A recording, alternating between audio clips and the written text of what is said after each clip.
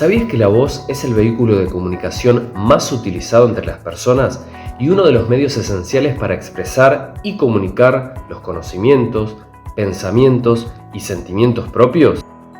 Para muchos es una herramienta de trabajo en distintas profesiones tales como cantantes, actores y actrices, teleoperadores, locutores, locutoras y por supuesto, profesores. La voz humana es una función secundaria insertada sobre unos órganos fisiológicos con otras funciones primarias como son la respiración y la deglución. En esencia, una corriente de aire proveniente de los pulmones va a transformarse a su paso por el aparato fonador hasta convertirse en sonidos apropiados para la comunicación humana. ¿Mal uso o abuso de la voz? Cuando hablamos de mal uso de la voz, hacemos referencia a todos aquellos comportamientos que dañan a nuestra voz. Por ejemplo, la falta de una higiene vocal, el consumo de cigarrillo, el consumo de bebidas alcohólicas, el gritar, el carraspear, el toser de una forma constante, el hablar de una manera forzada. Son todos aquellos comportamientos que generan un daño en nuestras cuerdas vocales y alteran a nuestra voz, provocando enrojecimiento, ardor, picazón y cansancio. Cuando hablamos de abuso de la voz, en cambio, hacemos referencia a un uso inapropiado de la voz. Cuando alternamos, por ejemplo, el tono y la intensidad de nuestra voz. En el caso de los docentes, por ejemplo, que utilizan la voz como herramienta de trabajo y esta voz es utilizada por largas horas durante el día sin descanso, sobreexigiendo a las cuerdas vocales. Para evitar ciertas alteraciones que puedan provenir del abuso o mal uso vocal, se recomiendan ciertas pautas de cuidado. Ellas son dormir al menos 8 horas diarias, tomar agua, hidratarse constantemente, tener una postura correcta al hablar, hacer ejercicios diariamente, no consumir alcohol ni bebidas con cafeína y tener una dieta equilibrada en la cual no estén involucrados alimentos que puedan provocar reflujo. También es importante proteger la función vocal. Para ello debemos evitar hablar por encima del ruido ambiental, recurrir a formas no verbales como por ejemplo para llamar la atención a través de las palmas, evitar hablar de manera prolongada, descansando un poco la voz. Así también se sugiere acortar la distancia con el interlocutor, es decir, acercarse hacia la persona para no ejercer demasiado esfuerzo vocal y evitar carraspear o toser con frecuencia. Otras de las pautas que recomendamos para poder preservar la función vocal son poder tomar agua con frecuencia, poder hablar en un tono de voz que sea óptimo, poder prestar atención a los síntomas de fatiga vocal como por ejemplo tos, carraspeo, difonías, molestias, poder prestar atención a las tensiones generadas en nuestro cuerpo, tanto en espalda, hombros, cuello. Si vamos a utilizar una voz proyectada que sea a partir de un soporte muscular óptimo. Siempre es posible consultar con el fonoaudiólogo sobre la utilización de amplificadores, como por ejemplo la utilización de micrófonos en lugares públicos.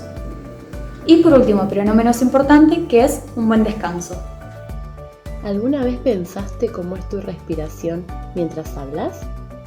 Nos hicieron creer que la respiración más óptima es aquella en la que el aire ingresa por la nariz y sale por la boca, cuando en realidad la respiración varía de acuerdo a la actividad que estemos realizando. Cuando hablamos, el aire es inspirado por la boca y es expirado por la boca. Es algo completamente natural y está bien. Tengamos presente que la voz es aire que sale transformado en sonido. Por lo tanto, si yo quiero mejorar la prolongación y la fluidez en una conversación o mientras damos clases, de nada va a servir que haga inspiraciones profundas por la nariz. Voy a tener que empezar a trabajar sobre la extensión de la expiración, con un tipo de respiración abdominal diafragmática en esta zona de acá,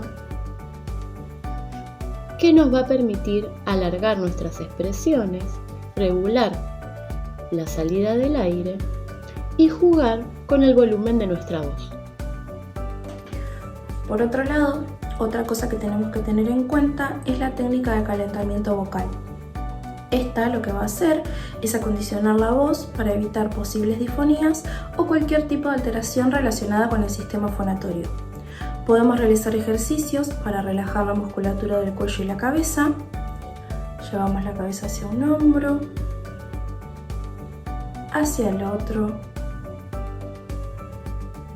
hacia adelante, hacia atrás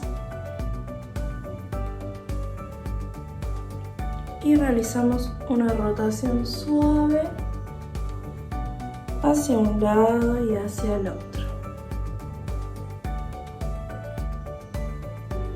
También lo que podemos realizar son técnicas vocales, como pueden ser sonidos hiperagudos o también podemos hacer una vibración de lengua.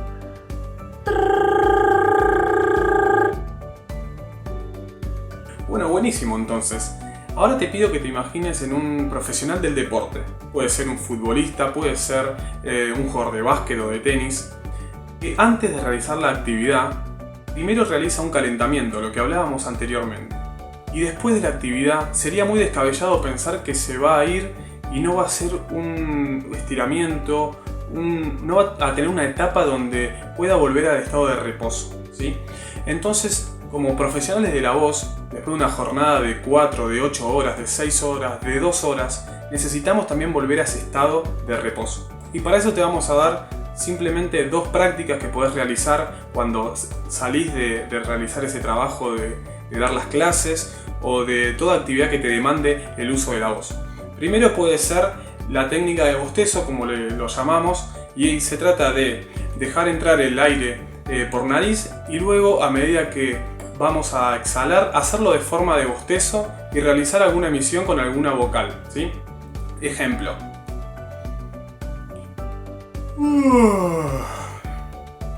¿Sí? O también ayuda a poder ir relajando los músculos, más que nada faciales, haciendo pequeños masajes en esta zona del rostro y llevarlo con la mandíbula relajada hacia la zona inferior. Bueno, espero que les sirva todo esto que estuvimos compartiendo y no duden también en consultarnos a cualquiera de nosotros.